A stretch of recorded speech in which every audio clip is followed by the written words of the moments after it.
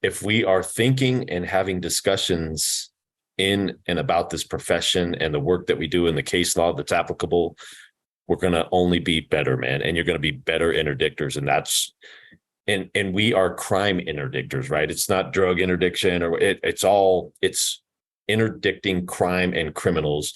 What we're supposed to be doing. And you have to be a master of your craft. Hey guys, if you missed out on the last conference in Nashville, Tennessee, you don't want to miss out on the next one. It's April 28th through May 3rd, Orlando, Florida, the Gaylord Palms Resort and Convention Center. You made a mistake missing the last one. You don't want that to happen again on this one. 5 days of some of the best training you're ever going to experience packed into one event. We have an early bird special right now, $50 off. Use 24 early bird on our website, streetcop.com. Look for the conference, click the link, register today. If you want to get significantly better at this profession in 5 days, don't dare miss out on the 2024 Street Cop Conference. 111, 110.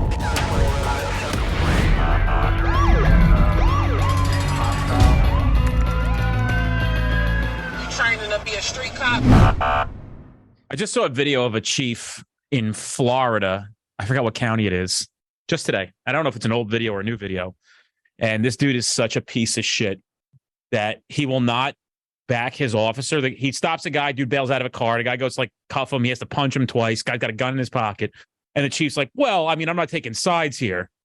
Like, what? What an awful human being. And I feel like making a post on social media, like, if you work for this guy, run for the hills. No you work shit. for somebody who works for somebody like this, run for the hills. Because it's a clear-cut, adequate, appropriate use of force. Nobody was killed. Nobody shot.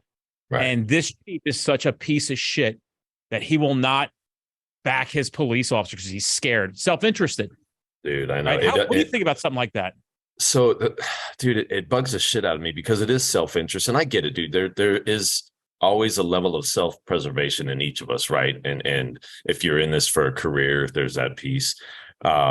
But honestly, and I've done it a couple of times, and it costs you. And I just taught a class on Monday where we were talking about this, and I was talking to a group of just diverse cops from all over, right? City, county, reservations.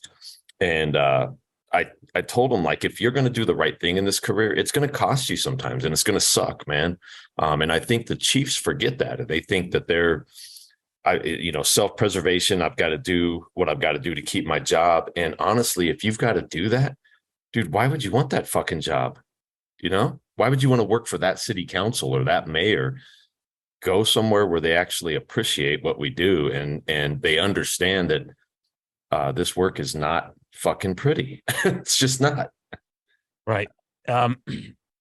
Really frightening. I was actually on the fence on whether or not I was going to address it publicly, just because the only reason that I would be on the fence with it just a hair is because I don't have the entire story. Right. And I would hate to jump out there, cast an opinion and a thought. The chief is clearly a joke. There's no question about that. There's no question about the chief's an absolute joke. But I also don't have the whole side of the story. Like, I don't know everything that's going on there to take a firm position. That's why I avoid a lot of topics like this. And overall, my position is support for law enforcement. But this chief literally did a horrific job. And I just want to make sure that the world knows that I got to pull up where it's from. I'm going to try to convince your people to leave as fast as possible, or your city council to find a new person to run that agency, because that display of behavior is you're just a disgrace. Well, dude, and if you look at the business side of it, right? Take out that we're cops, and just take out that we're a service provider and we're running a business, and then you take the generational thing. So that this generation of cops, they are not loyal to any business, any agency, anything like that, because they've seen their parents and grandparents get fucked over by industries and professions where they have invested their entire life. And then all of a sudden at the end of a career, the company or whatever just says, thank you for the past 30 or 40 years, but fuck off. And so they've watched this happen. And so generationally, we have a generation that's not going to put up with that and not show loyalty to these companies because they know they're not going to get it back.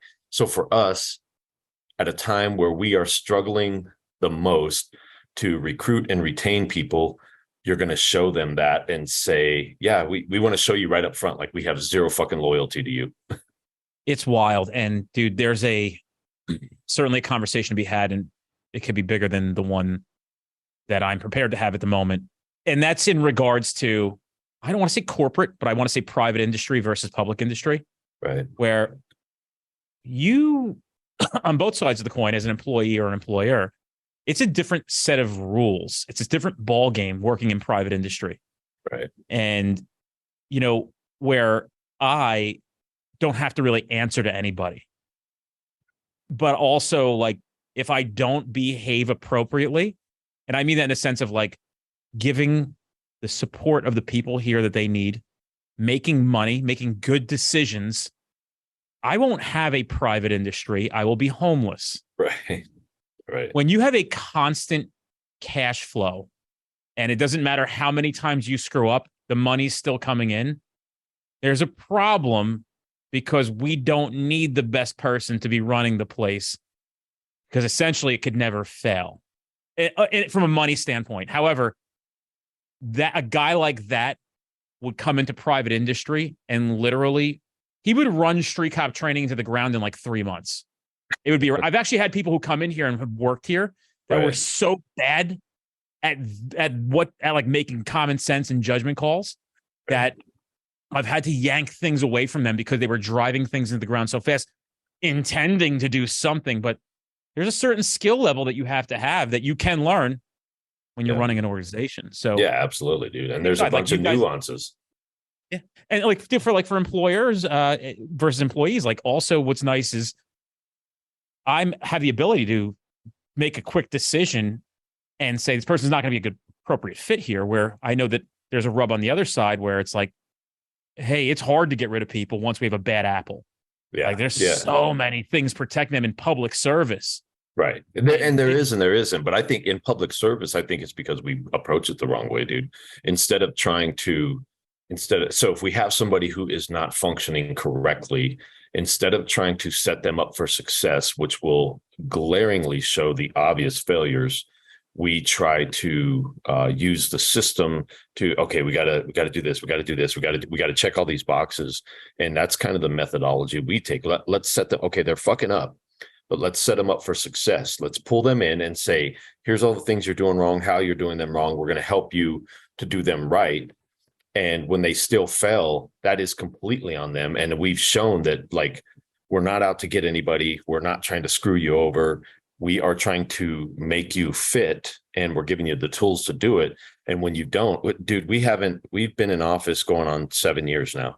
And we haven't had what we call a merit hearing, meaning where we've terminated somebody and they've appealed it to not a hiring board, but a board, like a review board.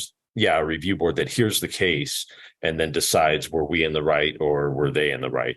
We haven't had one of those hearings because of our approach, because by the time we get to a point where an employee could or would request a hearing, it's the lawyers on both sides are like, well, yeah, it's pretty clear cut. Like, we don't need a board to make this decision. And we even work with the employee to give them a fair out. Like, you're not a fit, so you got to go. Let's just see how that looks. I think that's conducive to the conversation I had yesterday with somebody in a previous podcast episode. I talked about a gentleman who called me and essentially was very emotionally charged and wanted advice on how to deal with, quote unquote, a handful of problematic police officers. And I just said, I have a hard time believing that many cops are problematic in such a small agency. I just don't. Right. So let's not even go there yet, but let's talk about like what your approach is going to be. And so I said to him, there are people who don't make it here, but I ensure by the time I say it's time to go, that we've done everything we can to set them up for success and invest time, energy, and effort into them. Yeah.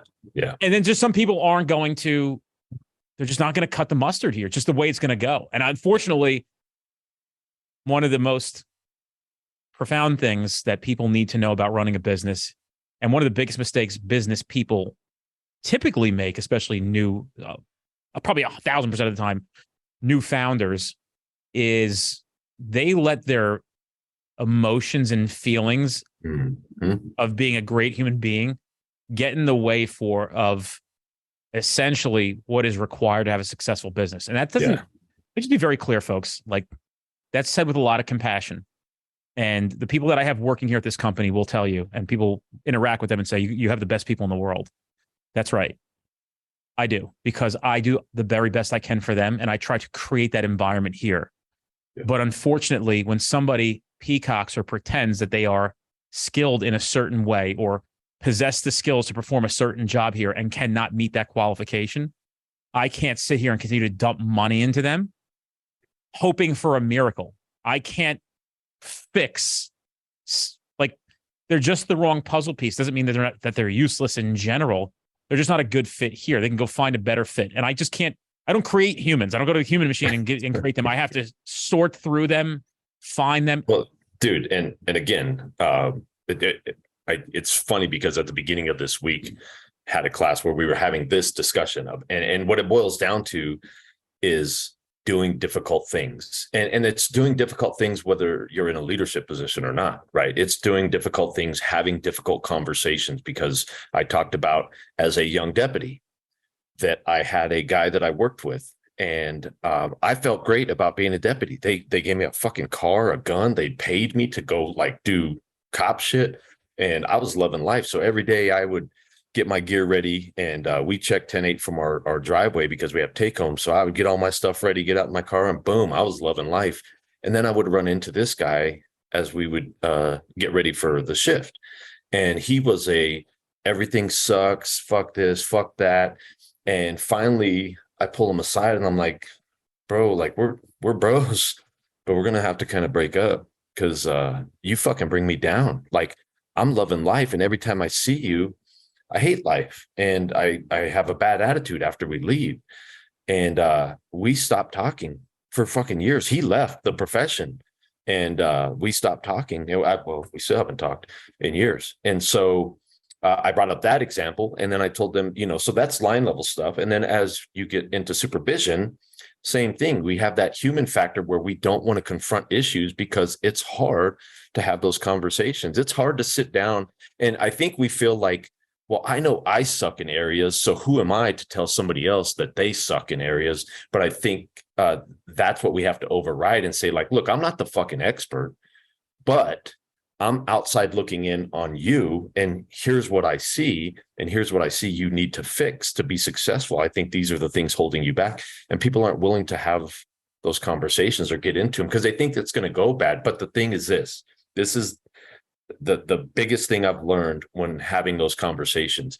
If you start the conversation correctly, and it has to be a place of love that you start with, and I'm not talking about love we're hugging or any of that stuff. I'm talking about a true love in your heart for fellow human beings and hoping for their success.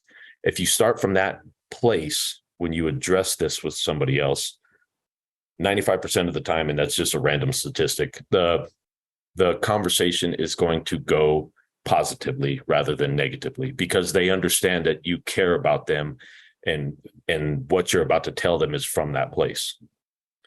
I feel like, well, first of all, it's not uncomfortable to have hard conversations. It's the worst. Yeah. And the avoidance of hard conversations is essentially why we have divorce. Mm-hmm. And I don't mean that because you got married and you guys couldn't communicate. That's all the after effects. I'm talking about that moment before you got married, and people are probably like, fuck, that's me. I guarantee a lot of people are saying, fuck, that's me. Yeah. When you knew that, it'd be more difficult to move on and break up and have that conversation. I know this isn't right, but right now it's just comfortable. I know her, he knows me, whatever it is. We have our routine. I know we're not in love. Well, and to your point, I'll tell you this. My wife and I are coming up on our 30th year of marriage Friday, and it has not been like all fucking unicorns and rainbows, right? Mostly because there's times where, looking back, I was a raging asshole, and thank God she was an angel to put up with it most of the time. But the point being this, that when we were at a point in our marriage where we were about to divorce, and I had always loved my wife, but we had reached a point where we were not communicating well. And the communication part was essentially making us roommates. And so when we sat down to divide all of our stuff up is when I realized, like, this is not what I want, man. And so I kind of said, like, how did we get here? Like, what are we doing? Because like, I still like you and I still love you. And she kind of said the same thing. We're like, well, fuck, do we want to give this another shot? And the answer was yes. And so we did a little bit of counseling together to start, and we figured out very quickly it was communication. We had stopped openly communicating about stuff, and that was causing the issues. And once we started openly communicating again, we fixed a lot of that stuff, because it's all give and take, right? So when you're having those conversations, you have to be willing to give, and the other person has to be willing to give as well, and it's all back and forth. To bring it full circle, that applies to the industry as well, right? So when we're talking about, like, from my level, when we're talking about employees that we have to let go, it sucks, because that there's a life behind that person. That it's going to have an effect on their life, their family. But it's one of those things where you look at it and you say, look, this is just not a good fit. You're not a good fit for us. We're not a good fit for you. And that's, like, the sheriff and I, one of the things we do with new hires for any uniform position for our detention officers and our deputies is we bring them in for a final interview with the two of us. And that's one of the statements we make. This is an informal.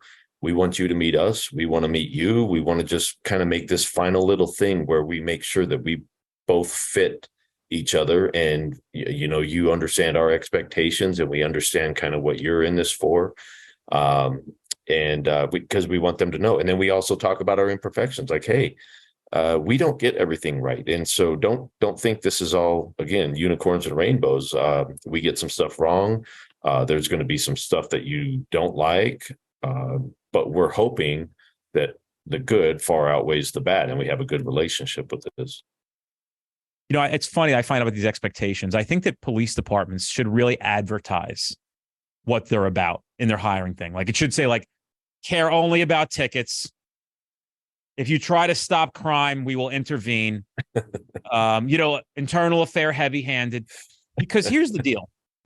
Why mismatch people in the beginning on some mystery of what it's like to work here? And then what happens is you got administration who has an employee, good or bad, that is maybe not writing enough tickets because they want to go out and catch criminals. So you got administration that wants 10 tickets a day. You got a guy who wants to lock up 3 people a day. He's a street cop follower. Yep. Then you might have a guy just the opposite. You got administration that wants criminal apprehension and interdiction. And you got a guy going out and writing tickets all day. They don't want to see it. If I was a chief, I just wouldn't want to see it. That's just me. That's just me. I mean, I'm glad you're doing something. I just don't want to see people getting hammered down with tickets nonstop. Now, number 3, you might have a guy who's a hard charger, and these interviews are like, yeah, we're a great agency, da da da. Now you're taking a hard charger and bring him to a retirement home. So why wouldn't you just tell him, hey man, like, this isn't the place for a guy like you. Like, you're gonna waste your time. We're gonna end up having to start writing you up in internals, getting you fired, ruining your career, or vice versa. I'm gonna quit. I'm gonna leave you guys shorthanded. I hate this place. I'm gonna be disgruntled. I'm gonna do things the way I want to do them. So why in the beginning not have this conversation? Like, what do you want out of law enforcement? Well, dude, yeah. I'm going to say that's one of the reasons we're so present on social media, because we understand with our newer generations that is where they get a lot of their information. And that's why we're so transparent. We want you to see what we're about. Like, this is what we do. This is what our people do. This is what goes on at our agency. And then, follow up with that. Go talk to them and, interact with them. Because don't listen to me at the top telling you it's great. Go talk to the people. And our best recruiters are the people that work for us. And one of the most confirming things for me at this level is when I talk to somebody from an outside agency, unprompted, that tell me, your people love it there. Dude, that is a fucking win for me every day. If my people are happy and they love working at the agency, solid win, because that is what is going to attract more good cops. I obviously have ties to that area, and you guys have one of the most fantastic reputations. And I think it's interesting when people leave and take pay cuts to come work with you guys. We do too, man. It's awesome. I love it. And in the beginning, it was weird when that first started happening. We're like, what, seriously, dude, like, what did you do? What are you running from that you're coming here with a pay cut? And Significant pay cuts too, unfortunately. Yeah. And when you get down to the brass tacks, a lot of them are that the two most common answers are, I want to do cop work and I want to know you have my back. That's it. That's what it boils down to. I don't know if Mark can display that more publicly than anybody else in the world, that he's going to support his men and women. And then obviously you're right next to him, so that's a big thing for people, especially we talked about to start, this chief in Florida taking a neutral position, not showing support to his people. Is there anybody who doesn't like Mark? Yes, there are. I'm not talking about the liberals. I'm not talking about those. Okay, then no. I'm talking about, like, is there anybody at the agency who really doesn't like Mark Lamb? That's hard, dude, because I think there are people who don't like the persona of Mark Lamb, if that makes sense, right? He's too flashy. I get it. And I know you get it because you get the same type of haters, right? Hey guys, follow us on all social media platforms to include Instagram, Twitter, Facebook group. We have so much information going out every single day, and we don't want you to miss out on any of that stuff. So check it out. Go give us a follow. But so outside of that, no, because here's the thing. He's genuine, dude. So like when people say his persona, I'm like, that's not like, I don't understand that, because there is no persona. Like, he's the same dude, whether he's in public, behind closed doors, he's just a genuine human being. And I think that's why people have a hard time disliking him. Even liberals, dude. There's and I've watched this happen where he has had conversations with people who absolutely hate his stance but love him. So, that's a win. He is one of the most charismatic people I've ever met in my life. The guy is I don't know. He's probably top 3 most likable people I've ever met in my life. No bullshit. Dude. So we're at a conference right now with other sheriffs, and we went out to a barbecue yesterday with 12 of the 15 sheriffs of our state. And one of the main topics of discussion of frustrations of the other sheriffs is their own constituents asking them if they know Mark Lamb. so these sheriffs of their county and people from their county are coming up like, Sheriff, whoever, do you know Mark Lamb? Do you talk to him? And he's like, I'm the sheriff. Like, he's not the sheriff of this county. And they're like, oh, I know, but I love that guy. And it's so funny to watch, man.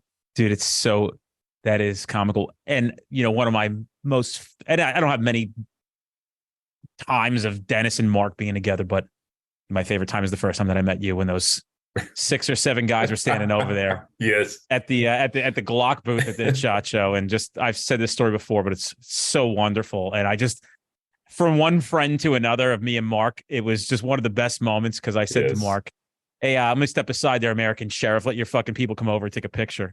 Right. And they walk right past Mark and said, hey, Den, can we get a picture with you? And Mark, I was like, you guys know Mark Lamb? They're like, who? We just want a picture with you. And I was like, oh, shit, That's Mark. awesome, dude. Yeah, so dude, it was awesome. The best. Here's the funny thing. If you follow our socials, you'll know Frank from Fridays with Frank, right? Yeah. And Frank has gained in popularity and has his own little following and stuff. And we joke with the sheriff that, Sheriff, he's kind of more popular than you, because so Mark will go to events in the county where people are like, oh my God, hey, Sheriff Lamb, how you doing? Hey, do you know Frank? And so it's happening to him too with Frank, where people are following Frank and want to know Frank and like what he does. And so they're asking the American sheriff, like, yeah, we know you're Mark Lamb, but where's Frank? Like, where's he at? He retired, right? No. That was a April Fool's joke. Oh. Yeah, we got hate mail. We got hate mail over that one, dude. People are like, how dare you let him retire? So we're like, that was April Fool's. That was not a thing. He's still here. Wow. That's a good joke. I mean, I wasn't paying much attention, but you got me. Yep. We do one every year, dude. I did one year. I was like, hey, guys, it's been real. I am unfortunately disengaging from law enforcement training. People lost their minds. And we're sitting here laughing. Lost their shit. Yeah. I know, it's great, dude. It's so funny that I think it's the whole just first like 3 to 5 seconds of engagement that we've been trained to through social media, that they'll see a post and they'll just see the beginning, like that one specifically. They just watch the beginning. What? He's retiring? What? And we're like, no, like if you watch it all the way to the end, like there's a disclaimer at the end where we all just like, hey, the sheriff's like, we're joking. He's not retiring. April Fools, blah, blah, blah. Gotcha. So just watch it all the way through and you'll know. But I think that's part of it, right? People just listen to the very beginning and don't go all the way to the end of the story. That's funny, dude. Dude, it's always awesome talking to you, man. Because I just feel like I just feel like I'm talking to one of the dudes, and it's like I explained to you before, man. It's hard for me because with the people you work with at your agency, and I get it because I'm the same way with structure and the paramilitary organization. You don't get to sit down and just bullshit with people because they act differently towards you, they treat you differently. And again, I get it, but it's nice just to sit down with other cops. And especially street cops, because I tell my son all the time, I'm like, I'm not really a cop anymore. I just get to hang out with them. So it's cool just to, sit down with cops, bullshit, and kind of give my perspective on things after 30 years of getting it wrong in a lot of different places and getting a few things right. And I always appreciate your perspective, dude. And I want to tell you, I truly appreciate what you're doing for the profession. Had I had somebody like you in the beginning of my profession, I'd have been a much better cop a lot quicker. That was probably one of the single most motivations for me to do this was myself at 20 years old. Yeah. And I hear that a lot. And I thank you. I appreciate you acknowledging that. And, I'm obviously held very accountable when I make a little bit of a boo-boo. So I try to be very, very careful, but I certainly am not afraid to, do the work that's got to get done. Right. And I don't really fear the repercussions of making a mistake. And I want to emphasize that to a lot of people. And dude, I hope you come to class next month. You going to be there? I should be, dude. I am like Mark. I'm very, I don't want to say non-committal, but I'll commit and then all of a sudden work things override that, especially when you have a sheriff who is running for U.S. Senate. Sometimes my priorities get shifted on an hourly basis, but my plan is to definitely be there. And anytime we do training, we bring somebody in, I'm always, not always. I always try to be there for the first opening piece, at least, because I want to emphasize to our staff that are there that we brought this here for you because we believe in the program. In my mind, I really think it's a profound moment because I spend the first 15, 20 minutes of class trying to just change perspective. Right. And to see police work in a different light. And people get very frustrated with the things that I say publicly about like how I feel about tickets. I had a guy the other day, another one sends me a message and like doesn't know it's me, but it says like, oh, you're saying this is the asshole saying that he fucking thinks tickets are a joke. And I wrote back to him and I said, I believe if you have the capability to do more, you should. And I can explain my position on this very simply. If you think that going out and writing 5 to 7 tickets a day equates in the same universe as rescuing a kid who was just enticed off of the internet, who's 14 with a 40-year-old man going to get raped somewhere. And that's actually a likelihood of the work that we do. And we can teach you, we can show you the proof, or find a guy who's a backseat passenger in a car who's wanted for an attempted homicide or a homicide from 7 years earlier. And you think those two things feel the same. What I can say to you is to get to that level is so minimalistic. Just nobody's shown you how to do that. It's such a simple shift in how you see things and how you behave. If you want, you can go write tickets. That's fine. It doesn't change my opinion on it. But every 15 minutes you make a traffic stop is 15 minutes away from prioritizing what I consider to be all these other things that we have to worry about versus somebody 11 or 14 over.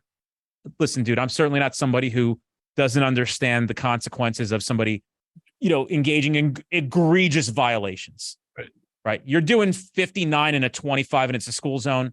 You deserve a ticket. I'm with it. I think you carve out the 15 minutes there. No question about it.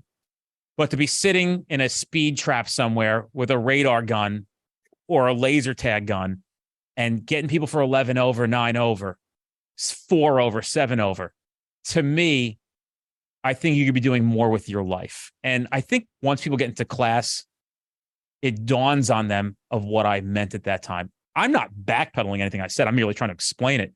Right. And guys are like, yeah, traffic stops lead to the most arrests. And I'm like, guys, my whole fucking class is about traffic stops. Like, that's all I did my whole career was stop cars. I'm saying there's a difference between traffic stops and writing tickets. And then everybody's got I've had so many guys and girls come forward and wanted to lock horns about this writing ticket thing.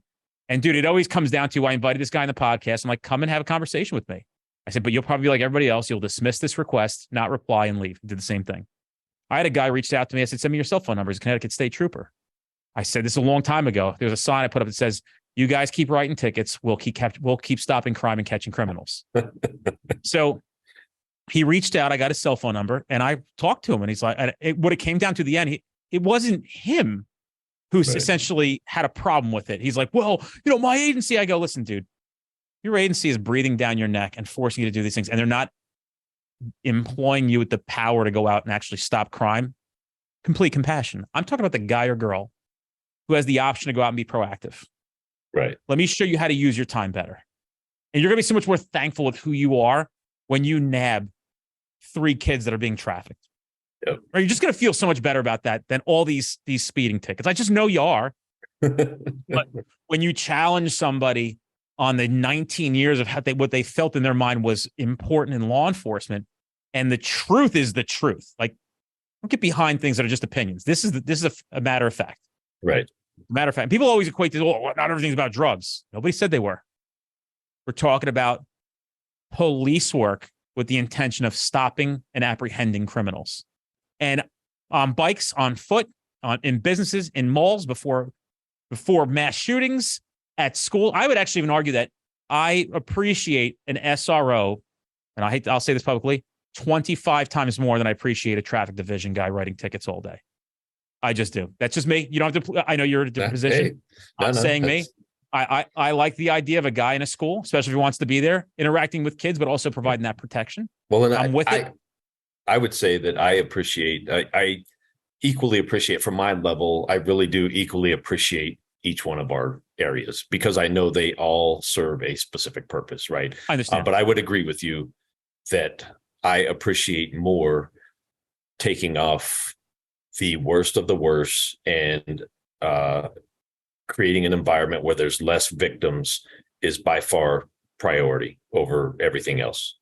I mean, me and Kenny got pulled over in Indiana recently because somebody's on a seatbelt grant, and he had his, Kenny's one of our interdiction mastermind guys. He's like the top guy, if you follow. So he had his seatbelt behind him, right? Like, because I don't know, he's a weird guy, right? Right.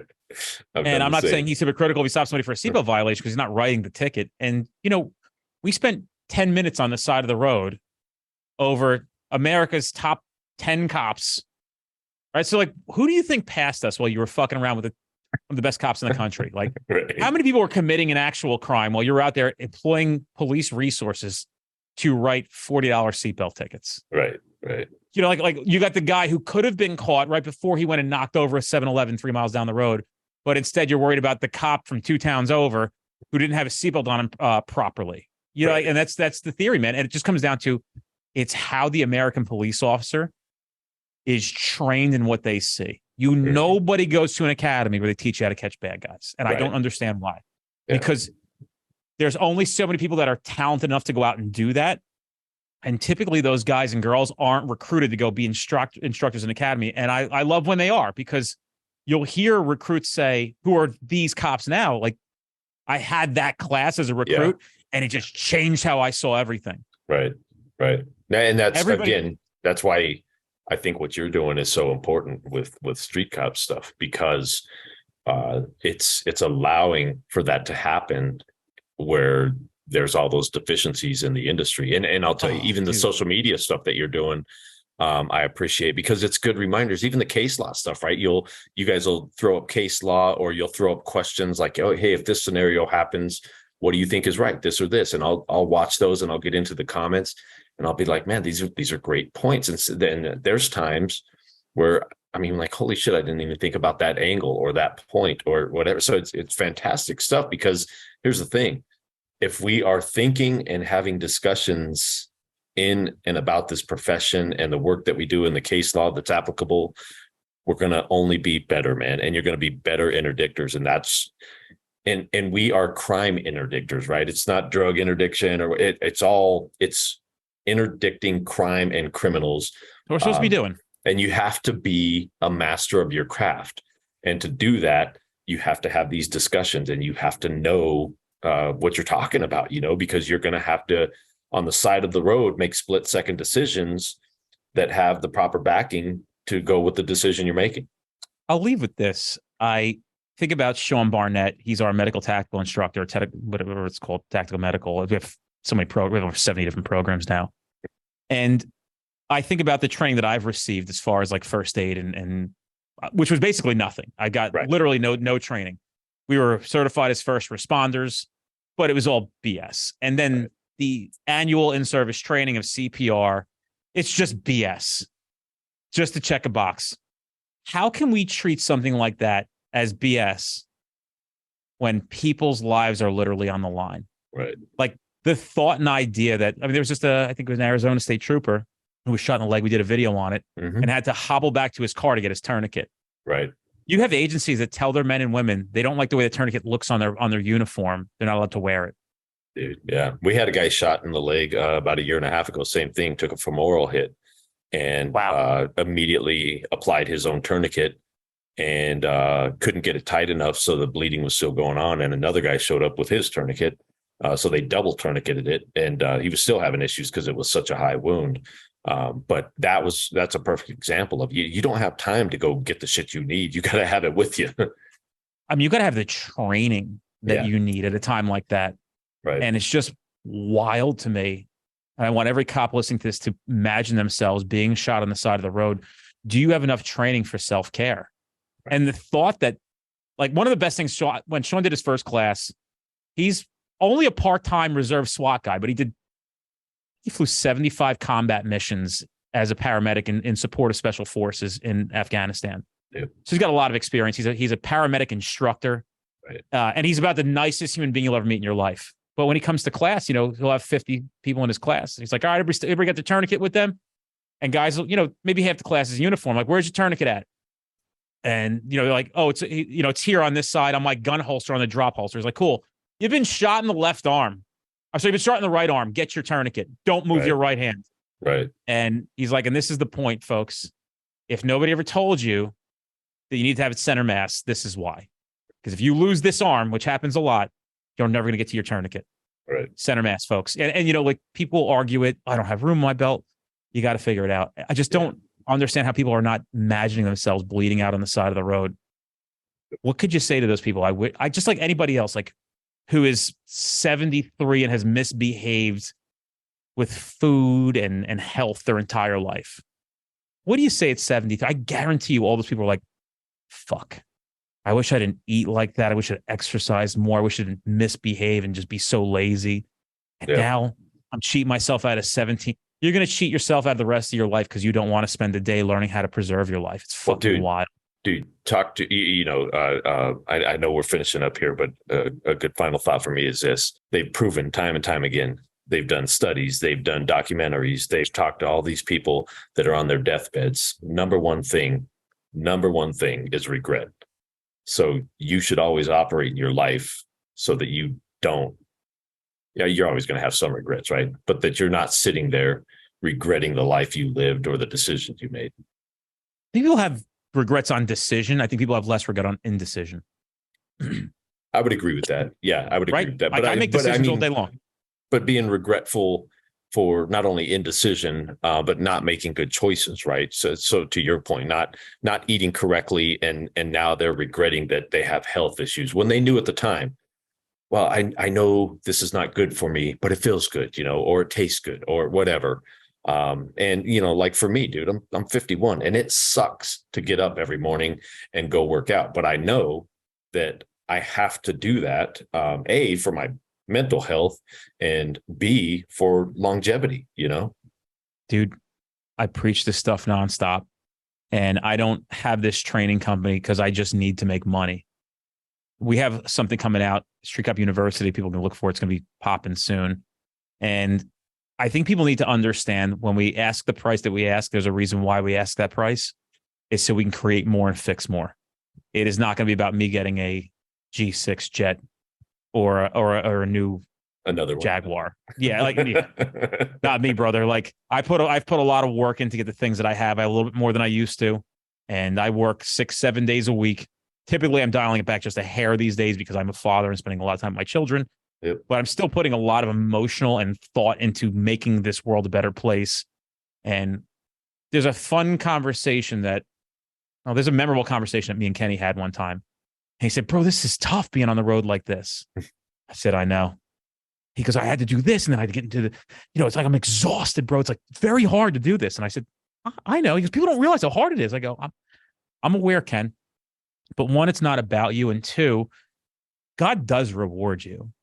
These guys are willing to pay the fee to go to your class. If you're willing to blow your weekend, miss family parties, be there, be stuck in snowstorms, have to stay in hotels, miss your gym days, miss your diets, all these things, they'll trade off with you because the value exchange is not only fair, but it's a benefit to them. So in turn, that's the reward.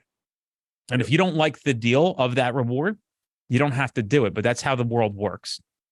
So, God will repay you monetarily, and these folks are willing to pay as they should be because you're not deceiving them. You're delivering something that they need. Right. And they have to understand what you're going through on your side of it to get that product to them. And that's one of the things I think that I've learned over time is that as you teach, or if you teach, you instruct, you speak, you consult, that what you are charging people really becomes irrelevant because you have to look at it in a sense of, yes, you're paying X amount of dollars, and you're not paying that for me just to show up. You're paying for my expertise, my experiences, my blood, sweat, and tears that I've went through, all the stuff I'm going to relay to you to make your life easier and more productive, or whatever the case may be. And so that was a mind shift I had to make, because I think a lot of times I undersold myself, thinking, I don't want to, charge this much or that much. And when you talk to better entrepreneurs than I was, they'll tell you, like, dude, you're selling yourself short, and people will pay for this because they are looking for that insight. They are looking for that expertise. And for you guys, that's exactly what you provide. I've looked at your instructors. I've watched your program. That's why we're having you out, because we believe in you, and we're not going to sell our people short. So obviously, and I think when you and I talked at SHOT, it really didn't matter what the price was. I just needed to work out the logistics, because we'll make the price stuff work, because it's important for our people to have the material. I'm comfortable charging what I charge for anything that I do, because I believe that you're getting way more out of it than I am.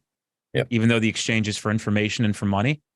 And, I'm sure I will get some pushback on what we're asking for Street Cop University, but I'm telling you, I have been just for weeks making sure that when you see this thing, you're going to go, holy shit, this guy cares more about us. Even though you may look at this price and go, well, it's a little, it's something, but wow, like this is like, this guy clearly cares about us more than he cares about the money.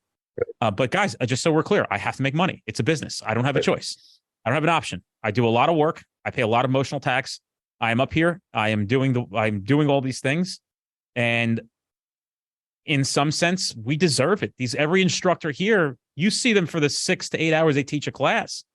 You don't see the lifetime of work they've done, or the thousands of hours they have into tailoring the program that you get to experience for 6 to 8 hours and get to take all that information. You're just buying cheat sheets. But the crazy thing for us is those cheat sheets will save your life and will progress your career dramatically. I mean, and not only that, dude, not only that, but you are, in what you're doing, you're creating a legacy of that, because those cops become better cops who teach other cops to become better cops, and it creates a legacy in our profession. That's why I told you, what you're doing for the profession is just fantastic, dude.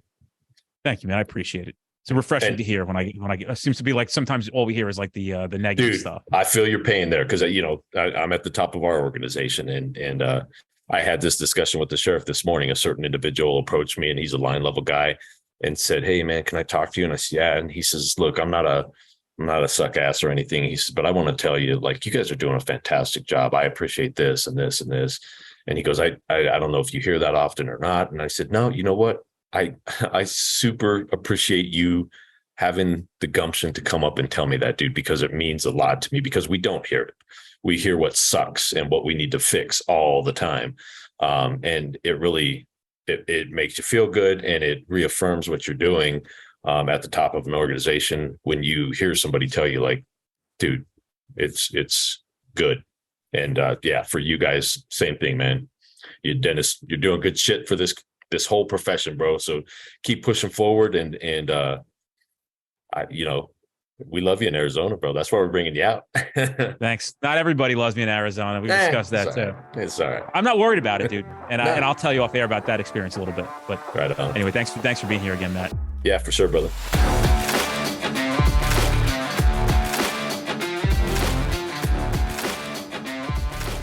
Hey guys, check out our upcoming training at streetcop.com. Don't forget, we have 50 instructors nationally teaching a variety of topics. These are the best classes you're going to experience in your career. We make sure of it. You're going to love it. I guarantee you're going to be thankful that you went. Check us out at streetcop.com for all upcoming classes in your area.